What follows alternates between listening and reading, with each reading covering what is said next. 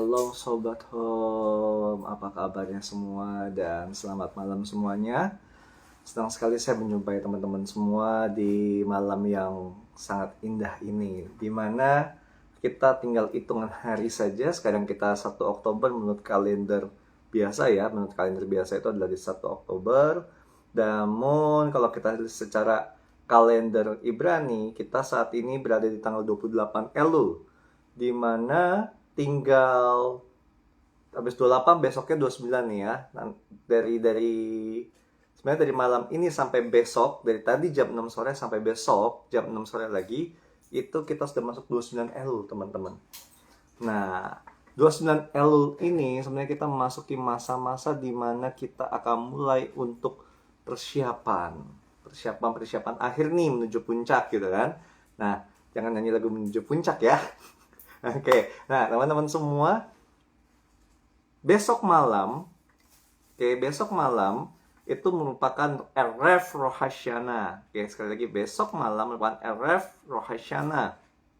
Oke, Erev Rosh Hashanah yang akan mulai dari besok malam jam 6 sore sampai tanggal 3 Oktober jam 5.59. Itu Erev Rosh Hashanah, seperti istilahnya yang paling gampangnya malam tahun baru. Lalu satu tisu akan dimulai dari tanggal 3 jam 6 sore sampai tanggal 4 Oktober jam 5.59 sore. Itu adalah masa-masa Rosh Hashanah-nya, puncak-puncaknya Rosh Hashanah ya teman-teman semua. Oke, jadi kita masih masa-masa dipenuhi dengan masa-masa Teshuvah. Oke, ini hari-harinya berteshuvah. Jadi kemarin kita membahas Teshuvah. Semoga teman-teman masih mengingat dan menggelotok gitu ya. Apa sih Teshuvah? Kenapa sih kita harus berteshuvah gitu ya? Jadi ini adalah hal yang sangat penting bagi kita semua, untuk kita semua sama-sama pahami, kita semua sama-sama mengerti, kita semua sama-sama catch dengan iman kita tentang masalah Teshuvah ini sebelum Rosh Hashanah. Oke, kenapa Teshuvah ini saya kumandangkan terus-terusan gitu ya teman-teman? Karena Teshuvah ini memang bagi orang Israel adalah sesuatu hal yang sangat penting bagi mereka ya. Sekali lagi, adalah sesuatu hal yang sangat penting bagi mereka, di mana mereka sama semuanya itu mencari Tuhan. Mereka semua itu benar-benar berdoa, minta petunjuk Tuhan tentang apa yang akan Tuhan kerjakan, what's going on, what will happen di tahun selanjutnya, di musim selanjutnya. Nah, biasanya harus bekerja lebih keras itu suku Isyakar, karena mereka adalah suku yang mengamati musim dan waktu begitu ya. Mereka harus tahu waktu-waktunya Tuhan, suku Isyakar ini. Nah, teman-teman semua, harus kita ketahui bersama bahwa sebuah kondisi yang sangat luar biasa hari-hari ini, dan banyak hal fenomenal lagi terjadi beberapa hari ini gitu ya. Namun ya, kita harus nikmatin dan kita harus wait and see apa yang ingin Tuhan kerjakan dan apa yang sedang Tuhan kerjakan. Karena adalah sesuatu hal yang sangat penting bagi kita semua, dan untuk kita semua pahami bersama bahwa Tuhan terus bekerja. Tuhan sedang melakukan sesuatu hal, blueprint-nya dia, apa yang ditetapkan itu terjadi dalam hidup kita. Namun untuk kita mengerti rahasia itu, maka kita harus mengambil waktu-waktu tertentu untuk menanti-nantikan Tuhan. Makanya dikatakan dalam firman Tuhan, barang siapa menanti-nantikan Tuhan akan mendapatkan kekuatan yang baru. Kita harus berdiam diri, kita harus menanti-nantikan Tuhan, mencari apa yang ingin Tuhan katakan. Nah, salah satunya bentuk berteshuvah, di mana kita menanti-nantikan Tuhan, kita mau berdiam diri, kita mau merendahkan diri, kita mau mencari apa yang hendak Dia katakan, apa yang hendak Dia sampaikan bagi setiap kita, apa yang hendak Ia nyatakan bagi setiap kita. Oke, kenapa? Karena ini hal yang sangat penting. Manusia kalau tidak tahu jalannya Tuhan akan susah loh, teman-teman ya. Seperti yang kemarin saya bahas dari kitab Amsal, akuilah Tuhan dalam segala perjalananmu. Ternyata maknanya bukan cuma mengakui doang ya, tapi bagaimana kita itu dalam perjalanan hidup kita, kita mengizinkan untuk tahu bahwa ini loh Tuhan jalan yang saya ambil. Tuhan setuju nggak sih? Atau Tuhan maunya yang mana sih gitu? Tuhan maunya kemana nih? Nah, hal-hal seperti ini harus kita pahami. Nah, teman-teman semua, pada malam hari ini, ini adalah selama 3 hari. Hari ini tanggal 1 Oktober, besok 2 Oktober, terus 3 Oktober akan ada Today Message mulu. 3 hari berturut-turut ini akan ada Today Message, di mana dalam 3 hari ini saya akan menyampaikan yang menjadi apa sih yang saya catch dari Tuhan tentang apa yang ingin Tuhan sampaikan kepada setiap kita. Jadi today message 3 hari ini akan disebut today message special for Rosh Hashanah 5785. Yeah. Oke, nah teman-teman semua, perlu kita ketahui musim yang baru nanti adalah 5785, di mana disebut tahun PH, tahun di mana dikenal sebagai tahun mulut dan juga nafas. Oke. Banyak teman-teman kalau search di Google, teman-teman akan menemukan banyak pesan, akan banyak hal yang sudah orang-orang akan bicarakan tentang PH apa, PH apa, PH apa. Namun saya belum akan masuk tentang PH-nya apa. Yang saya akan memasuki, yang akan saya sharingkan lebih cenderung adalah tentang apa yang ingin Tuhan nyatakan bagi kita sebelum kita masuk PH. Ini yang harus kita garis bawahi. Oke. Nah, teman-teman, hari-hari ini apa yang membuat saya yakin dengan apa yang saya catch ini adalah sesuatu hal yang sangat besar, sesuatu hal yang sangat penting bagi setiap kita untuk cermati secara global ya teman-teman ya. Secara global, saya mencoba melihat bahwa tentang kisahnya PDD yang lagi heboh hari-hari ini. Oke, pada ngikuti pergerakannya tentang PDD, pada dengar-dengar gitu ya. Nah, di mana PDD ini ternyata ditangkap polisi segala macam, udah mulai terkuak kasus demi kasus begitu ya. Dan kalau kita cermati lagu-lagunya Justin Bieber, ternyata banyak hal terkuak juga, kisah-kisah bagaimana dia mencoba mencurahkan kondisi yang dihadapi dari seorang PDD ini, dari perlakuannya dan segala hal di mana dia terikat di dalam jerat maut itu. Oke, di mana ternyata dalam salah satu lagunya Justin Bieber, tentang Lonely, di sana dikatakan bahwa dia udah punya harta, dia punya nama yang besar, dia udah famous segala macam, tapi dia kesepian. Gak ada satupun orang yang bisa diajak ngobrol, gak ada satupun orang yang bisa dia hubungi dan lain-lain sebagainya. Nah, tapi highlightnya saya bukan di sana. Highlightnya saya begini. Kita tahu ya bahwa Justin Bieber ini banyak tersangkut kasus. Kita tahu bahwa di mana dia itu banyak tersangkut dengan istilah dia itu terkena yang namanya mental sickness gitu kan. Ada masalah dengan problem mental dan lain-lain gitu ya. Nah, namun kita harus garis bawahi bahwa ternyata kalau kita perhatikan lagu-lagunya dia banyak kasih kode. Tapi dari setiap kita mungkin gak ada yang ngeh gitu ya. Nah, kalau lagi viral lah beberapa hari ini podcastnya Agnes Mo. Agnes Mo bercerita bagaimana ketika dia ke Hollywood dan untuk dia fame di sana, dia diajak untuk ke strip club dan dia harus bernyanyi di sana segala macam sampai lagunya ditayangkan, lalu dia bisa balik. Nah, satu strip club dia mendapat 25.000 US dollar. Berarti dan dia waktu itu diminta 3 strip club. Berarti sekitar 75.000 US dollar. Itu around sekitar 1 M-an ya. Nah, tapi di sana dia menceritakan bahwa dia don't care dengan hal itu. Dia don't care dan dia tolak. Nah, hal yang ini yang bisa kita lihat kondisi di mana dari si Justin Bieber, ternyata dia menerimanya. Tapi ketika dia berusaha keluar dari sana, dia berasa dan dia melihat bagaimana jerat itu mengikatnya dia dan dia susah keluar dari hal itu. Nah, untuk teman-teman yang di home mungkin sangat paham, khususnya yang kemarin ibadah hari Minggu, saya menekankan bahwa 5785 akan sangat spesial bagi orang-orang yang percaya dengan Tuhan. Kita akan menyebut masa-masa 5785 bagi saya sebagai era living in the grace of God and heavenly realm. Ya, bagi saya menyebutnya seperti itu. Dan banyak mengatakan bahwa 5785 adalah the double grace year. Tahun anugerah yang double. Nah, terlebih dari itu semua saya garis bawahi adalah begini. Ketika kita mau mengevaluasi diri kita, seperti apa yang dilakukan Justin Bieber sebagai kisah nyatanya, ketika dia mengevaluasi diri dia, ada yang salah, ada yang kurang yang dia tidak pahami di sana. Ada satu makna yang hilang dalam hidup dia. Dia mencari itu. Dan dia sudah muak dengan yang namanya religion, agama. Dia mencari segala macam, tapi dia hanya menemukan satu, itu di dalam Yesus.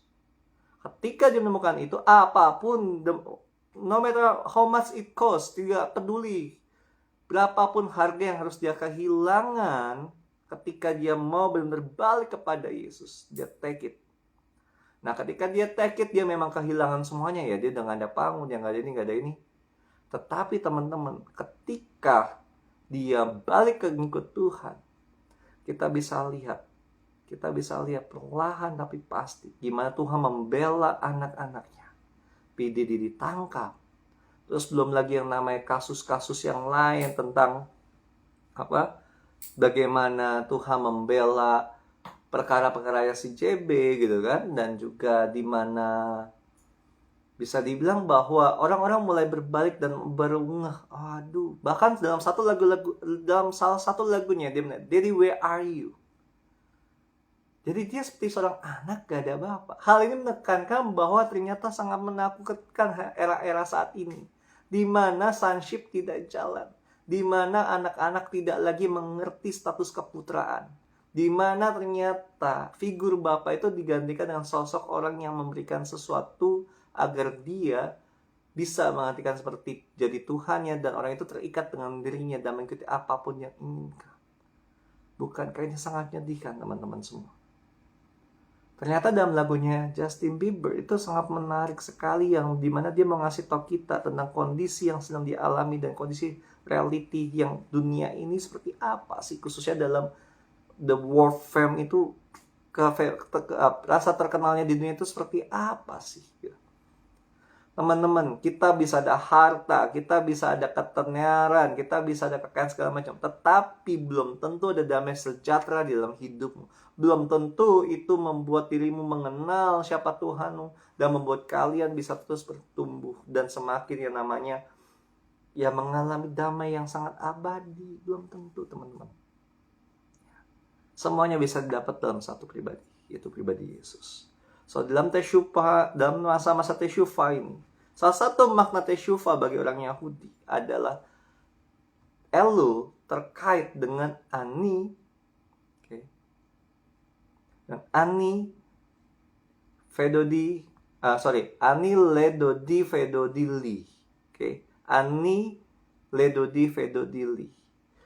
Bulan Teshuvah sangat terkait dengan Ani Ledodi Vedodili. Jadi teman-teman semua, hari-hari ini Tuhan lagi mau mengingatkan kita konsep ini. Ani Ledodi Vedodili. Ini kita bisa lihat dalam Kidung Agung 6 ayat 3. Kidung Agung 6 ayat yang ketiga.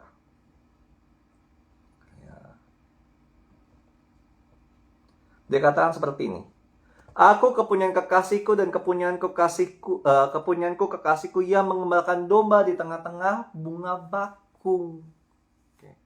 Aku kepunyaan kekasihku dan kepunyaanku kekasihku. Aku kepunyaan kekasihku. Kepunyaanku kekasihku. Nah, ini dalam bahasa Indonesia mungkin kita akan sedikit susah mengerti ya. Tapi dalam bahasa aslinya Ani Ledodi Vedodili. Nah, ini kalau mau diartikan teman-teman, ini seperti berbicara seperti ini loh teman-teman. Bagaimana di sini Salomo menuliskan ayat ini seperti maknanya gini. Saya dan semua yang saya miliki ini adalah kepunyaan pasangan saya, kekasihnya saya. Saya dan semua yang saya miliki ini hanya miliknya dia. Dan saya nggak ada artinya tanpa dia. Jadi Salomo mengasih tahu bahwa hidupnya Salomo ini ternyata tanpa kekasihnya dia gak ada artinya. Nah, terus kan mungkin kita akan bertanya-tanya dan berpikir, loh, ayat ini ngomongin siapa sebenarnya? Ayat ini ngomongin Salomo lagi jatuh cinta sama siapa begitu kan? Sampai bisa bilang seperti itu. Nah, kalau secara bahasa Indonesia mungkin kita akan berpikir seperti itu dan kurang mengerti ya.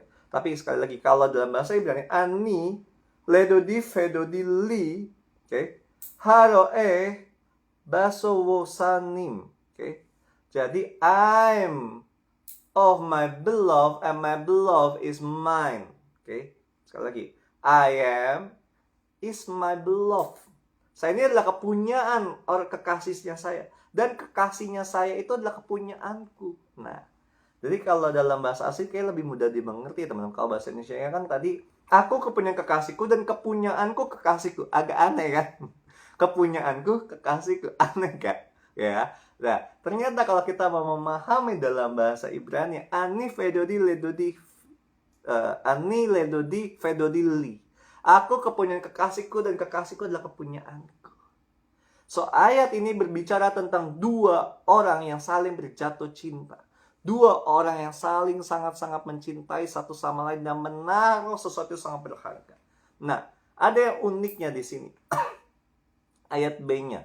Kalau dalam bahasa Indonesia, ia mengembalakan domba di tengah-tengah bunga bakung. Oke. Tapi kalau dalam bahasa Ibrani dikatakan begini. Haure basowosanim. Artinya bahwa dia memberikan kumpulan domba-dombanya ini makanan di tengah-tengah bunga lili, kebun bunga lili, teman-teman. Oke. Jadi ternyata kalau dalam bahasa Indonesia ini masih kurang tepat ya, karena dikatakan bahwa ia mengembalakan domba. Ternyata aslinya bukan mengembalakan domba. Aslinya adalah ia memberikan kawanan domba-domba itu makan di tengah-tengah kebun lili. Nah, teman-teman, kita harus pahami something yang sangat penting dan something yang sangat spesial di sini. Siapakah yang mengembalakan domba? Kalau kita lihat dalam Yohanes pasal 10, kita mengerti di mana Yesus mengatakan, akulah gembala yang baik. Oke. Di mana Yesus menegaskan bahwa dirinya adalah sang gembala yang baik. So, teman-teman, bagi orang Yahudi, ayat ini sangat khusus dan sangat spesial. Khususnya terlebih lagi bagi setiap kita harus paham bahwa ternyata dalam masa Teshuvah ini, Kidung Agung 6 ayat 3 ini sangat penting dalam masa Teshuvah, yaitu apa? Kita kembali harus jatuh cinta dengan Tuhan kita, yang adalah sang gembala kita. Kenapa? Karena dia adalah gembala yang sangat mencintai kita, tapi apakah kita mencintai dirinya?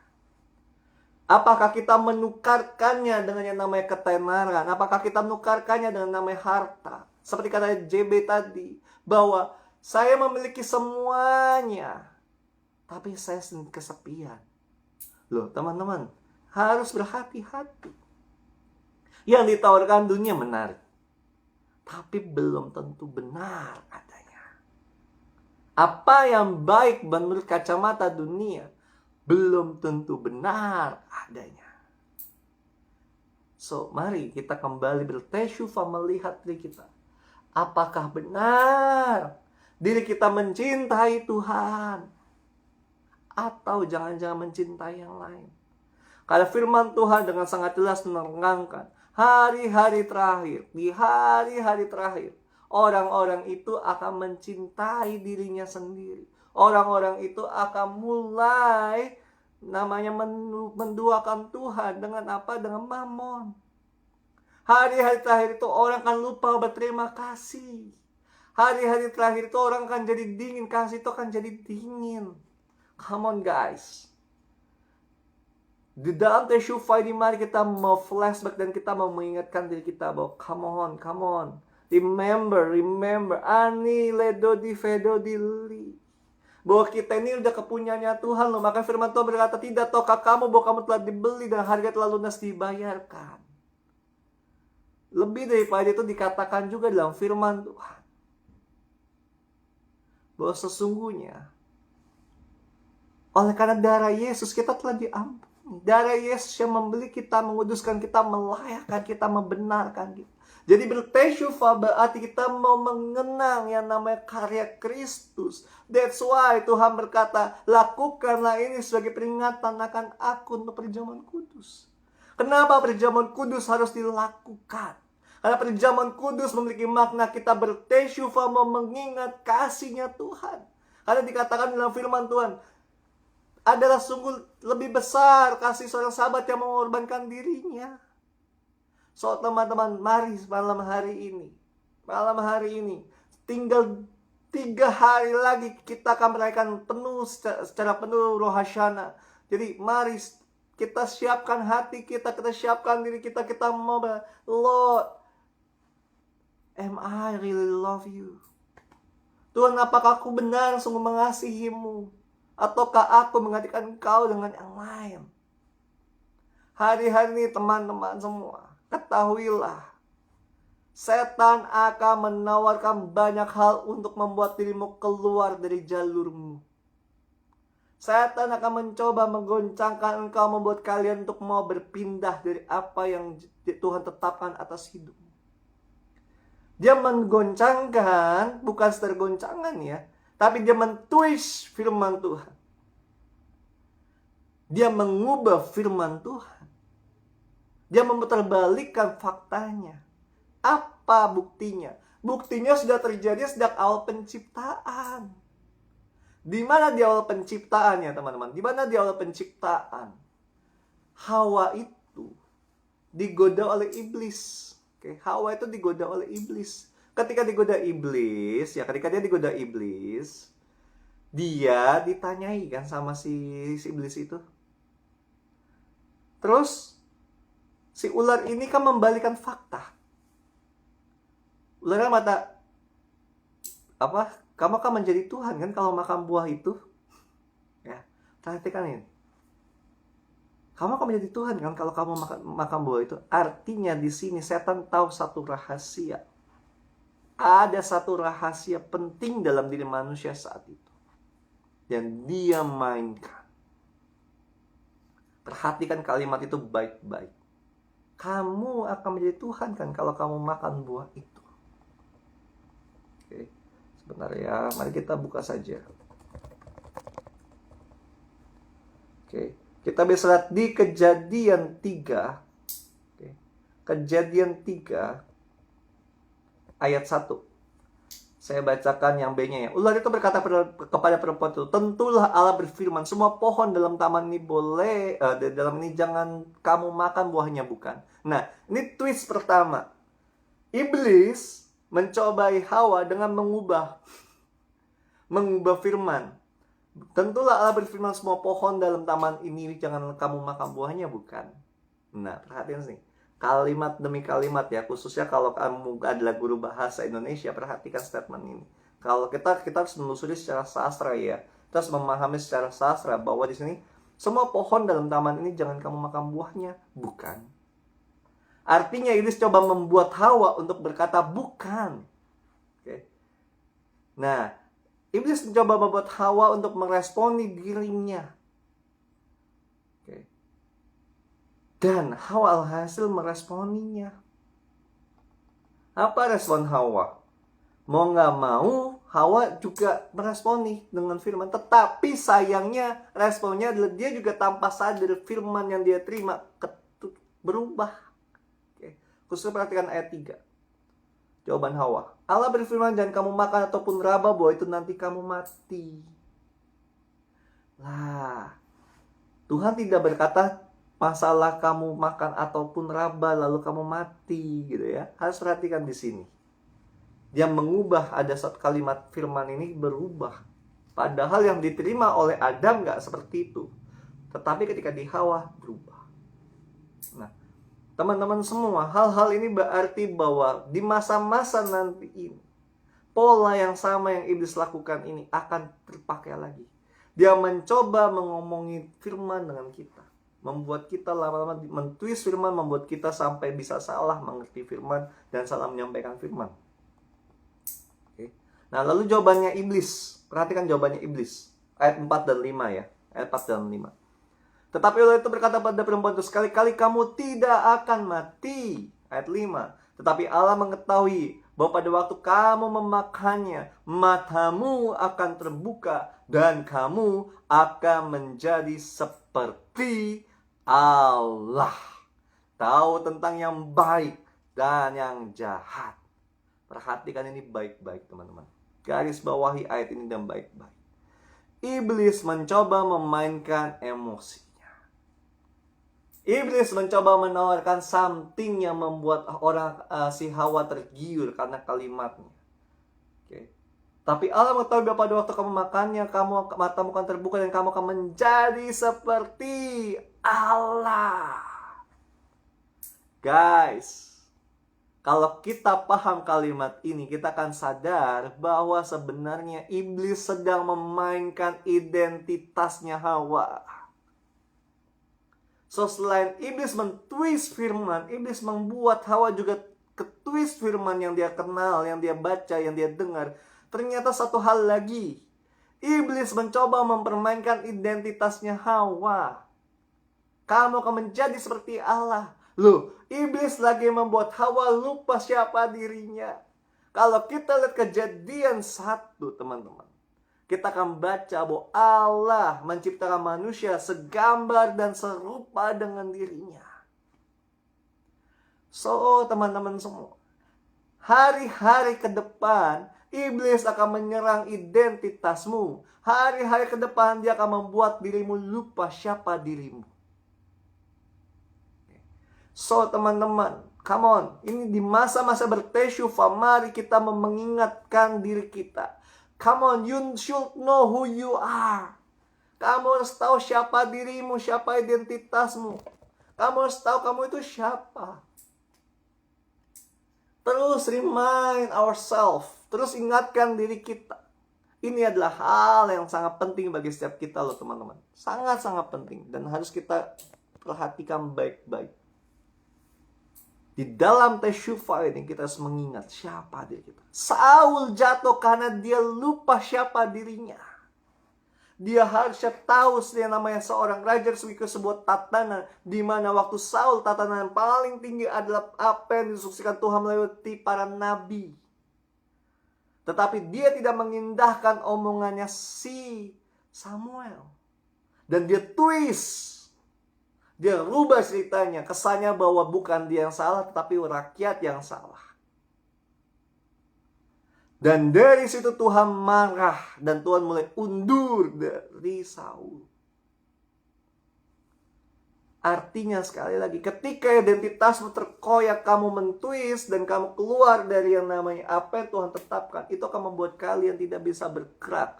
Itu akan membuat kalian kehilangan apa yang menjadi bagiannya kalian. So mari teman-teman, kita mau bertesyufah. Kita mau terus bertesyufah.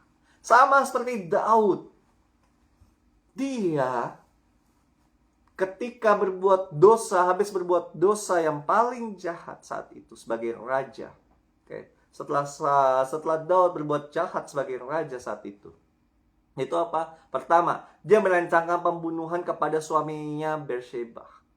Kedua, dia menghampiri Bersheba yang masih berstatus istri dari seseorang. Oke.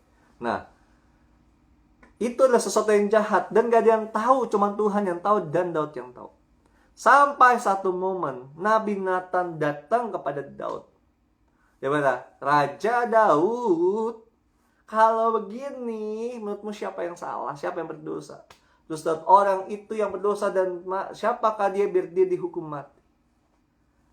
Terus terakhir Nabi Nathan bilang apa? Itu kamu loh. Tahukah Anda sikap hatinya Daud? Dia tidak mengelak. Dia tidak mau lupa diri. Dia langsung merendahkan diri. Dan dia berkata, bagaimanakah untuk aku bisa diampuni? Ini keren loh teman-teman. Ini keren loh. Tesyufahnya Daud ini sangat luar biasa. Di mana dia tahu dia butuh pengampunan. Ketika ditegur, dia tidak mau untuk ada, apa istilahnya? Dia tidak mau untuk berbohong. Tapi dia mengakui dirinya dan dia mau terima sanksi. Itu teman-teman bisa lihat dalam 2 Samuel 12 ya. 2 Samuel 12 itu teman-teman bisa baca satu pasal, teman-teman akan menemukan itu. Oke. Sampai satu momen ya, statementnya Daud ini keren. Dalam 2 Samuel 12 ayat 13. Lalu berkatalah Daud kepada Nathan, aku sudah berdosa kepada Tuhan. Dan Nathan berkata kepada Daud, Tuhan telah menjauhkan dosamu itu, engkau tidak akan mati. Guys, ketika Daud tahu dia berdosa, dia mau berseru bahwa dia berdosa dan dia mau minta ampun, Tuhan berkata, Tuhan telah menjauhkan dosamu dan engkau tidak akan mati. Kalau Daud saat itu belum ada kasih karunia dalam Kristus Yesus yang adalah penebusan di atas kayu salib, dia mendapatkan hal itu. Bagaimana dengan engkau dan saya? Bukankah kita lebih dari pengampunan ini? Bukankah kita menerima nama kehidupan kekal? Bukankah kita menerima janji Allah, hak kita sebagai anak Allah yang hidup? Oke. So, teman-teman perhatikan baik-baik di sini. Mari kita memiliki mentalitas seperti Daud. Mentalitas seperti Daud yang mau berkata, Tuhan, saya berdosa. Tuhan, ampuni aku. Tuhan, tolong aku. Kita mau belajar dari kisah Daud. Di dalam masa-masa tesyufa ini, teman-teman. Ini sangat penting bagi setiap kita. Sangat penting. So, teman-teman, tinggal 3 hari ini kita mau memiliki sikap hatinya Daud. Makanya Daud dikatakan orang yang sangat benar-benar, orang yang sangat benar-benar wonderful gitu. Orang seorang pribadi yang wonderful gitu ya. Hatinya ini sangat murni sekali dia. Dia tidak mau untuk beralasan. Tapi dia, Tuhan, saya tahu saya salah. Saya mau bertobat. Tuhan didik saya. Tuhan ampuni saya. Makanya dari situlah tahta Daud itu tidak akan hilang. Makanya Yesus lahir dalam silsilah keluarga Daud, teman-teman. Oke.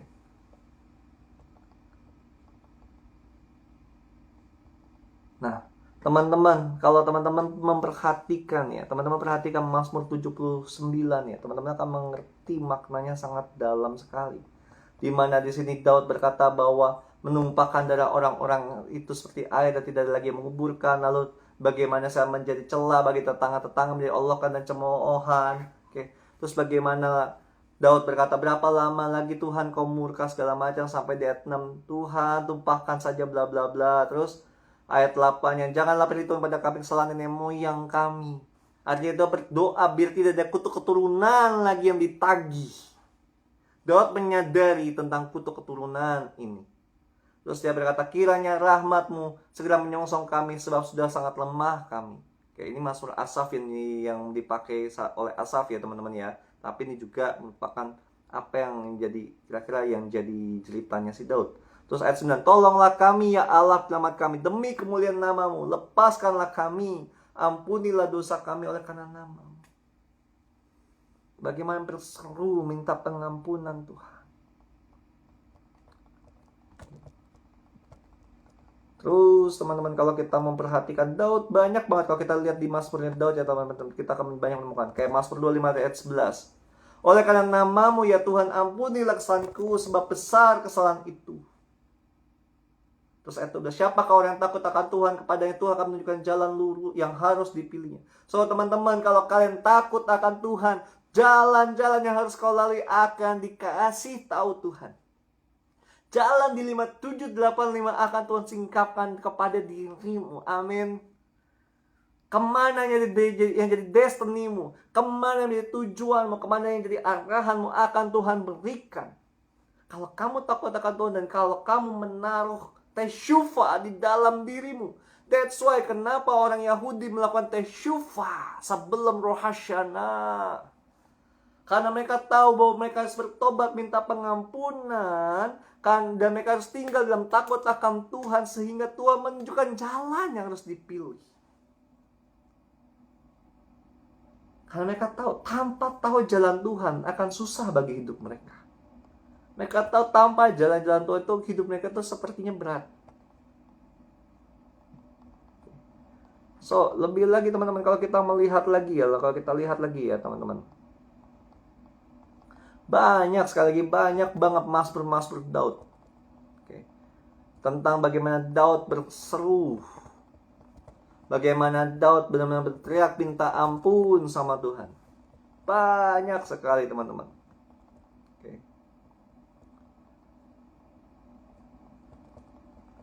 Jadi teman-teman, mari kita mau bersama-sama datang pada Tuhan.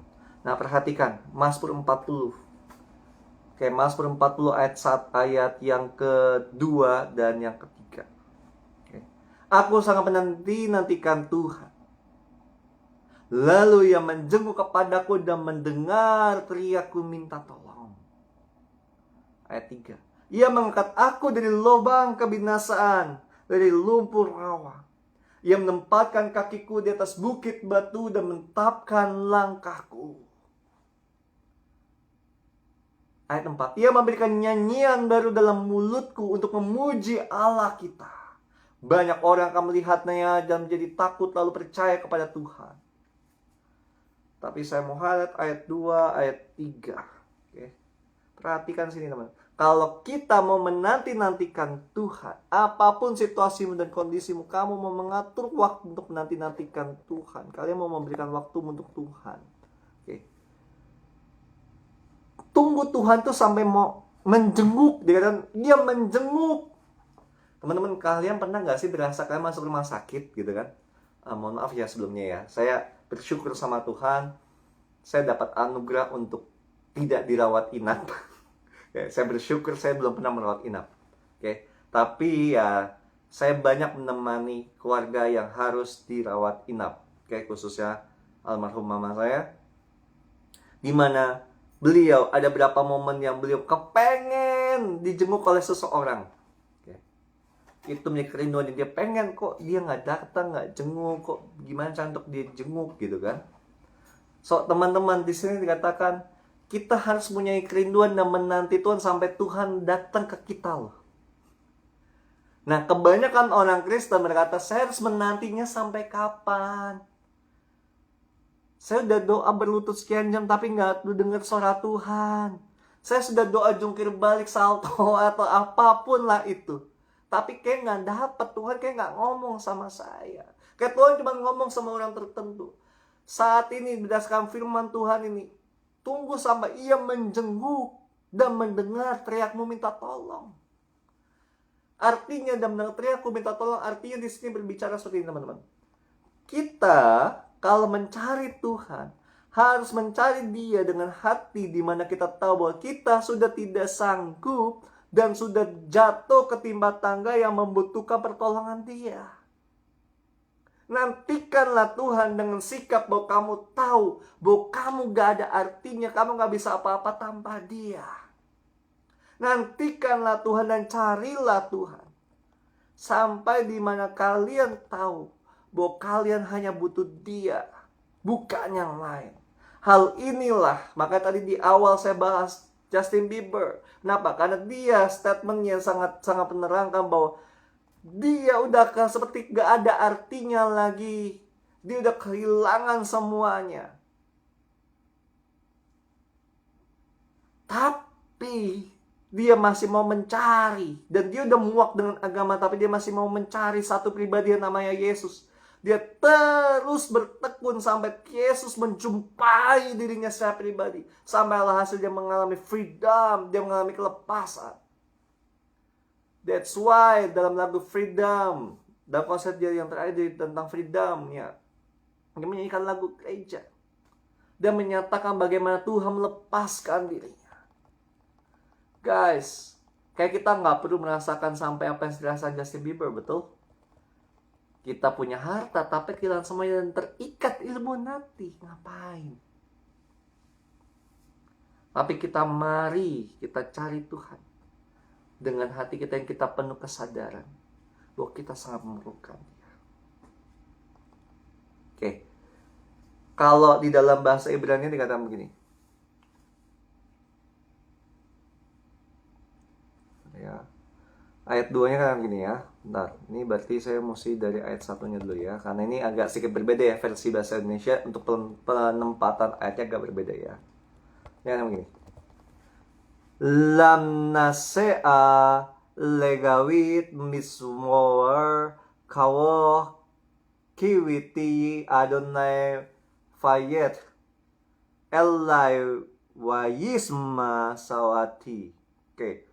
Jadi bagaimana Daud, ini adalah lagu Mazmur Daud untuk kepala tim musik gitu ya. Kalau di bahasa Indonesia tim biduan, padahal tim musik gitu ya. Di mana dia berkata di Kiwiti kawo. Artinya bahwa Daud menunggu Tuhan dengan sabar. Kawo itu ada patiently. Jadi dia menanti, dia menunggu dengan sabar sampai Tuhan mau merespon. Dia nggak peduli berapa lama itu, dia menanti Tuhan sampai Tuhan merespon. Dikatakan Vayet Elai Wayisma Sawati. Dan bagaimana Tuhan alhasil muncul kepada dirinya, inclined, muncul, menjenguk atau melirik dirinya dan mendengarkan seruannya Daud. Oke. Jadi ternyata Daud bukan cuma berteriak, bukan cuma sekedar minta tolong ya. Bahasa Indonesia kan apa? Ia mendengar teriakku minta tolong. Ternyata di sini dikatakan Sawati. Bagaimana teriakan ini itu dikatakan my cry. Jadi teriakan yang dari emosi jiwanya yang penuh dan emosinya dikeluarkan semua. Tuhan itu menanti bagaimana dia menjadi Bapa yang mau mendengarkan segala seruan hatimu, segala curahan hati. Ini yang Tuhan nantikan. Ini yang Tuhan tunggu. Makanya terus dilanjutkan di ayat yang keduanya berkata seperti ini. Wayalani mibor sawana mithit hayawen wayakam al sela raklai konan asurai. Sampai katakan, dan bagaimana Tuhan membawa saya keluar dari bagaimana kita itu terjebak gitu ya, keluar dari apa yang menjadi horrible, jadi sesuatu hal yang sangat buruk yang sedang kita alami, dikeluarkan. Dan bagaimana Tuhan mulai men-set kembali, Tuhan mengatur kembali batu-batu yang harus kaki kita akan injakkan, dan dia mengestabliskan. Dalam bahasa Ibrani ini dalam maknanya teman-teman. So Tuhan itu mau menyiapkan batu-batu untuk kita injak. Dia mau mengaturkan perjalanannya kita. Dia tinggal establishing itu. Tapi dia menanti bagaimana kita mau datang dengan sifat bertesyufa ini. Mau mencari dia dan kita mengatakan, Tuhan tolong saya butuh engkau. So teman-teman, di 5784 selama 2024 ini, apa yang kalian alami? Kegagalan apa? Kejatuhan apa? Berat hidupmu seperti apa? Rasa kehilangan, rasa sakitmu seperti apa? Curahkan kepadanya. Karena Tesyufa berbicara anili dodi vedodili. Bagaimana engkau adalah milik Tuhan dan punya sesuatu pribadi yang dipunyai dan dicintai Tuhan. Dan bagaimana Tuhan harus menjadi satu-satunya yang engkau cintai. Bagaimana seorang mempelai saya meluangkan rasa cintanya, menuangkan rasa cinta. That's why Tuhan Yesus berkata menggunakan kata ginosko untuk dapat mengenal. Karena pengenalan Allah itu seperti layaknya suami dengan istri. Itulah makna pengenalan akan Allah. So teman-teman, mari malam hari ini, dalam waktu yang tinggal 3 hari lagi, kamu datang dan berseru pada Tuhan dengan segenap hatimu. Maka Tuhan mengatakan, kasihilah Tuhan Allahmu dengan segenap hatimu, dengan segenap jiwamu, dengan segenap akal budi. Kita mau mengasihi dirinya dengan total. Kita mau mengasihi dirinya dengan semua yang kita miliki. Kita butuh Dia.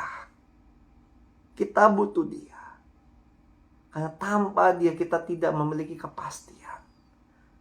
Hanya di dalam Dia yang ada sumber kepastian. Dan itu sudah dialami oleh Justin Bieber. So that's why saya percaya viralnya Justin Bieber hari-hari ini menuju masa Rosh Hashanah 5785 bukan sekedar kebetulan. Saya percaya ada sebuah makna yang sangat besar yang sudah Tuhan siapkan untuk kita tangkap. Buat seberapa jauhnya engkau, seberapa rusaknya engkau, Tuhan menanti dirimu. Seberapa hilangnya engkau, seberapa gelapnya engkau, Tuhan menanti dirimu. Sampai engkau berseru dan berbalik. Maka Dia akan memulihkan semuanya. So that's why moto orang Kristen itu adalah pemulihan segala sesuatu. Dan 5785 berbicara redeeming the time. Menebusan segala waktunya. Bagaimana Tuhan mau menebus waktu-waktumu yang hilang. 5785. God want to redeem your time. Semua waktumu yang hilang di masa lalu Tuhan akan mulai kembalikan di musim ini. Tapi syaratnya, teman-teman sketch dahulu tadi dalam waktu bertesyufah. Guys, orang Israel itu ada 2 kali tesyufah. Tesyufah di bulan Elul menuju Rosh Hashanah. Nanti nih setelah Rosh Hashanah ya teman-teman, ada lagi tesyufah lagi menuju Yom Kippur. Puncaknya tesyufah yang mereka yang nanti setelah Rosh Hashanah itu adalah puncaknya di Yom Kippur. Kenapa? Yom Kippur disebut Day of Atonement, hari penebusan. So, mereka mau katakan bahwa diri mereka telah ditebus. Perayaan hari penebusan diadakan sebelum yang namanya nanti perayaan Sukkot. Kenapa? Karena mereka tahu perayaan Sukkot bukan main-main. Ada makna spesial di perayaan Sukkot. Semua perayaan Ibrani berbicara tentang apa yang ingin Tuhan Yesus kerjakan. Semua berbicara tentang pribadi Yesus. Tapi sayangnya gereja tidak mau membahas ini. Padahal kalau kita mengerti makna ini, kita akan mengerti dahsyatnya kehidupan orang Kristen. Tuhan sedang mengembalikan segalanya. Saya juga sedang merasakan glimpse. Ada glimpse yang buat saya keren, yang buat saya terpesona dengan Tuhan. So, mari teman-teman, hari-hari ini kita mau datang kepada dirinya. Kita mau balik. Kita mau mencari dia. Kita mau maksimalkan diri kita dengan dirinya.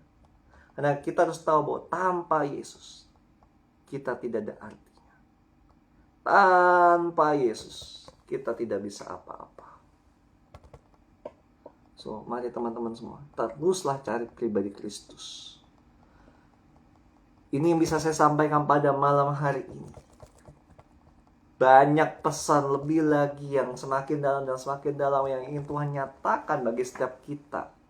Dan pastinya mari teman-teman, besok saya akan menyampaikan kembali Today Message Special for Rosh Hashanah 5785. Dengan puncaknya pada tanggal 3 Oktober. Nanti ada, untuk 3 Oktober nanti adalah yang ada dengan bahasa Inggrisnya. Oke, kenapa? Karena nanti ya saya berharap kan itu puncaknya nanti saya berharap banyak orang yang akan mendengarkan message ini, termasuk yang tidak bisa dengan bahasa Indonesia, seenggaknya mereka bisa mendengarkan dengan bahasa Inggris. Apa yang ingin Tuhan nyatakan, apa yang ingin Tuhan kerjakan. Karena 5785 ini sangat powerful and it's wonderful. I'm so excited guys. How about you? Do you excited? Okay. I hope you get excited same as same as me gitu ya. Saya berharap teman-teman bisa excited sama seperti saya yang excited. Oke, mari kita memiliki semangat yang excited, semangat yang luar biasa untuk menuju Rosh Hashanah 5785. Ada something yang great, something yang awesome yang sedang Tuhan kerjakan. Dan mari teman-teman, pada waktu saya akan menuju Rosh Hashanah nanti, banyak hal yang akan dinyatakan dan lebih detailnya lagi saya akan menyatakannya, akan saya sharingkan pada saat perayaan Rosh Hashanah-nya Home yang akan dilakukan pada tanggal 6 Oktober nanti, hari Minggu. Kami akan melakukannya di Fortune, di Fortune di daerah Geraha Raya.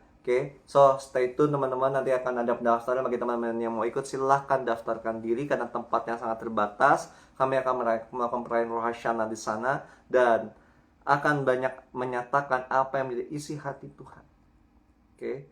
Dan teman-teman semua, mari kita akhiri malam hari ini dengan berkat imam. Saya percaya berkat imam akan membuat dirimu semakin naik dan bukan semakin turun. Amin teman-teman. So let's raise your hand and accept this blessing. Feyare Yefareha Adonai Feismereha Ya Adonai Panaf Eleha Fihuneha Isa Adonai Panaf Eleha Feyashim Leha Shalom. Di dalam nama Yeshua HaMashiach, setiap kami menerima berkat imam ini, dan kami akan melihat bagaimana setiap janji-janji Tuhan akan digenapi di dalam hidup kami. Dan hamba-Mu ini Tuhan merilis berkat imam atas setiap anak-anak-Mu di dalam nama Yeshua HaMashiach. Dan saya percaya Tuhan, dan saya perkatakan Di dalam masa-masa Teshuvah ini, mereka akan semakin mengerti dan akan berkata, Ani lidodi fedodili. Bahwa mereka adalah kepunyaan Tuhan. Dan bagaimana Tuhan adalah bagiannya mereka. Nah, itu nyatakan cintamu lebih dalam dan nyatakan isi hatimu lebih dalam. Di dalam nama Yesus Tuhan. Biarkan ada mimpi indah yang penuh dengan shalom di dalam setiap hidup kami. Di dalam nama Yeshua Mashiach. Haleluya. Amin. Oke, thank you guys atas partisipasi malam hari ini. Dan stay tune, besok saya akan live kembali dan menyatakan apa yang menjadi isi hati Tuhan bagi kita semua. Oke guys, oke, bye-bye semua. God bless you all. See you.